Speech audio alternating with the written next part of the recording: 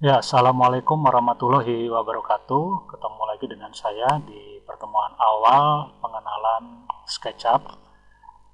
Di video tutorial kali ini, kebetulan di komputer saya terinstall SketchUp Pro versi 2016.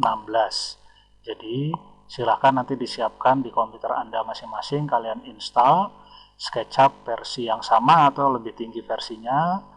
Saya rasa tidak masalah karena pada intinya perintahnya juga sama.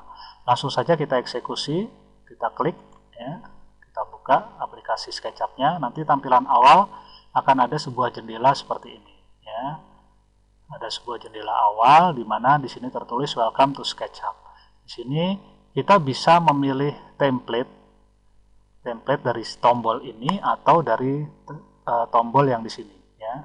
Tombol yang di sini atau pilihan menu yang ada di sini, menu breakdown yang ada di sini, sama ya. Misalnya saya pilih template. Nah, di sini ada banyak model template karena di Indonesia biasanya kita familiarnya dengan meter. Kalau feet maupun inci kita kurang familiar. Pada pertemuan ini saya ajak Anda untuk memilih yang simple template dulu dengan satuan unit meter. Kemudian kita tombol Start using SketchUp.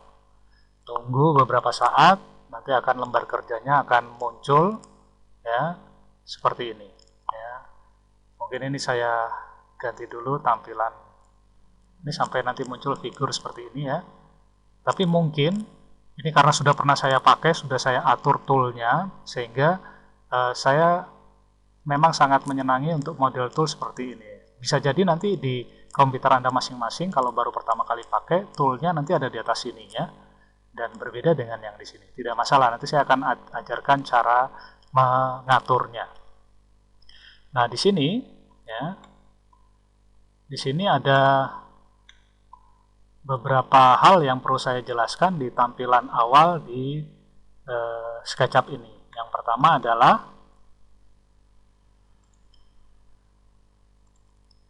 adalah baris status ya. Baris status di sini tertulis Untitled SketchUp. Biasanya kalau baru pertama kali Anda buka karena belum pernah diberi nama, artinya kalau kita mengerjakan sebuah proyek, pastikan kita nanti akan simpan dengan sebuah nama ya. Proyeknya kita beri nama, nanti namanya ketika kita simpan, nanti Untitled ini berubah dengan nama yang sudah kita berikan. Ya. Tapi secara default karena belum pernah diberi nama, nanti di sini tertulis Untitled. Nanti misalnya kita akan simpan dengan nama project 1 atau rumah 1, denah 1 atau yang lainnya, nanti di sini berubah sesuai dengan nama yang kita berikan. Lalu di pojok kanan, karena ini saya menggunakan sistem operasi Windows, saya rasa semua aplikasi yang berjalan di platform Windows punya tombol-tombol semacam ini. Ada minimize, restore, dan close. Demikian pula pada baris menu yang di bawah ini yang kita kenal sebagai menu bar atau baris menu.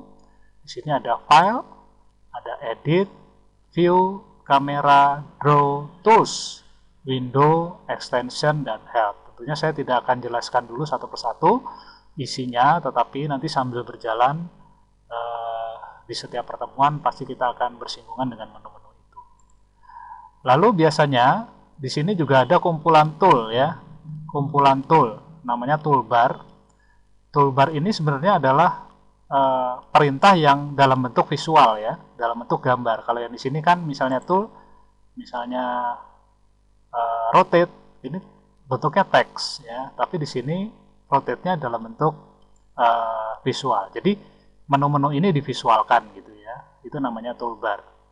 Fungsinya tentunya sangat banyak, antara lain mempermudah kita ketika kita nanti mau menggambar, mau membuat sebuah model, memanipulasi, mengedit, menghapus, transformasi objek ya, seperti rotasi, pindah maupun mengatur skala dan sebagainya. Kita bisa memanfaatkan tool-tool ini biar jauh lebih cepat pekerjaan yang kita lakukan.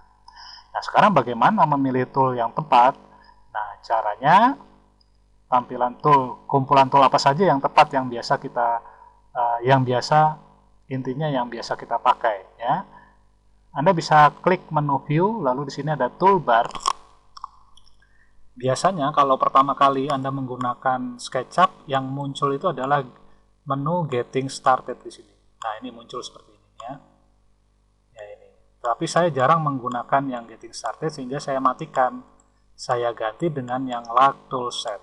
Nah, itu tadi lark tool set. Ini kalau saya geser seperti ini ya. Jadi biasanya pertama kali ini ya, sebenarnya sama saja tapi jauh lebih familiar yang ini. Biasanya kalau untuk pemula kita pakai yang lark tool set, sehingga yang getting kita matikan saja ya.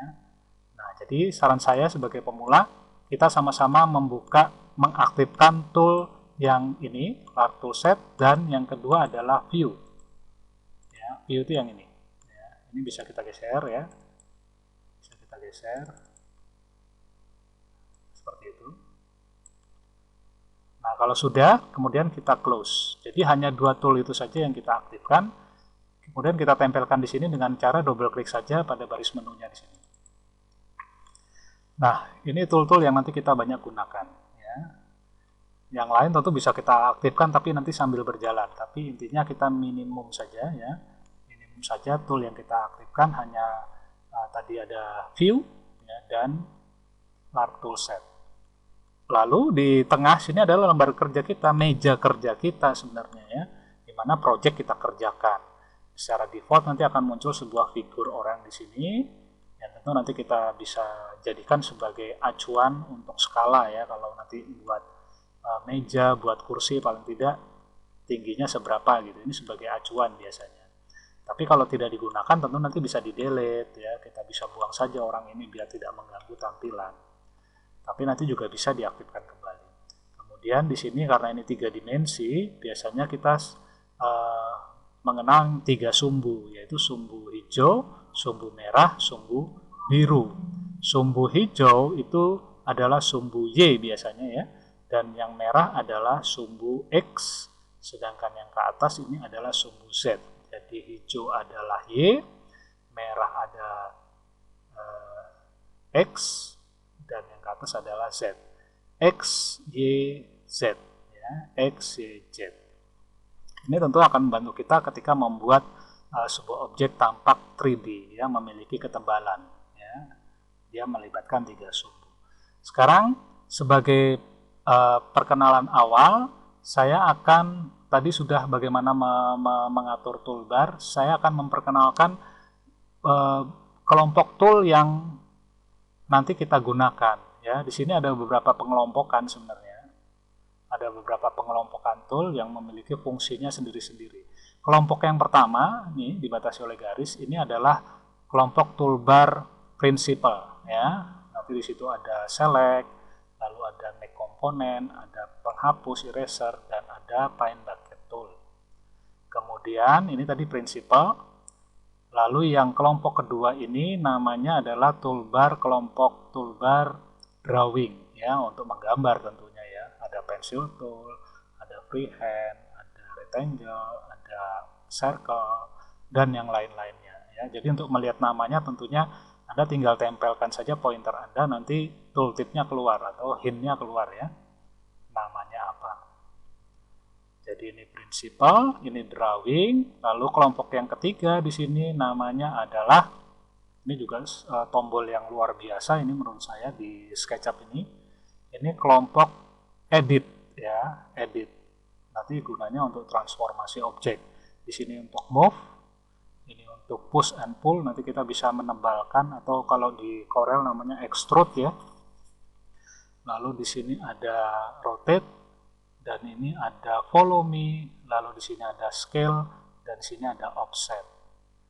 Lalu yang kelompok yang ketiga, yang keempat ya, di sini ada yang namanya kelompok toolbar construction. Ya, construction ada meteran di sini, ada busur, ya, protractor, ya, ada dimension, ada text, ada axis. Lalu yang di bawah sekali, ini ada 2 kelompok ini jadi satu, nanti disebut sebagai kelompok toolbar kamera. Ya, toolbar kamera. Nanti untuk panning, untuk memutar orbit, dan untuk zoom, zoom in, zoom out. Ya. Nah, sebenarnya kelompok-kelompok ini bisa kita aktifkan sendiri dalam toolbar-toolbar yang berdiri sendiri. Kembali kita menu view, kita klik, lalu kita tool. Pilih tool tadi ya. Nah, coba kita perhatikan tadi kelompok yang pertama adalah prinsipal. Ya. Prinsipal kalau saya centang, nah ini kelompok prinsipal. Bisa kita tampilkan sendiri di sini. Tapi kan ini sudah aktif ya, jadi tidak perlu. Tapi sini saya hanya ingin menunjukkan bahwa benar ini adalah kelompok prinsipal. Toolbar prinsipal kita matikan. Lalu yang kedua tadi drawing, dia juga bisa kita tampilkan secara sendiri sebenarnya di sini. Drawing itu ya, sama ya. Saya matikan. Principal drawing, lalu ada edit. Nah, edit yang itu ya. Lalu yang keempat tadi construction, itu ya sama kan? Construction. Lalu selain construction di bawah tadi ada yang zoom itu namanya kamera. Nah, ini. Nah, itu ya. Sama seperti ini. Nah, seperti itu. Jadi sebenarnya toolbarnya bisa kita tampilkan sendiri-sendiri per kelompok di atas sesuai dengan kebutuhan. Tetapi di sini saya tampilkan secara lengkap dalam kelompok tool lark toolset. Jadi satu set ya terdiri dari berapa kelompok gitu ya. Nah itu ya penjelasan saya. Saya rasa untuk sementara pertemuan ini saya isi dengan materi perkenalan ini. Nanti kita lanjutkan pada video selanjutnya. Terima kasih, selamat belajar. Wassalamualaikum warahmatullahi wabarakatuh.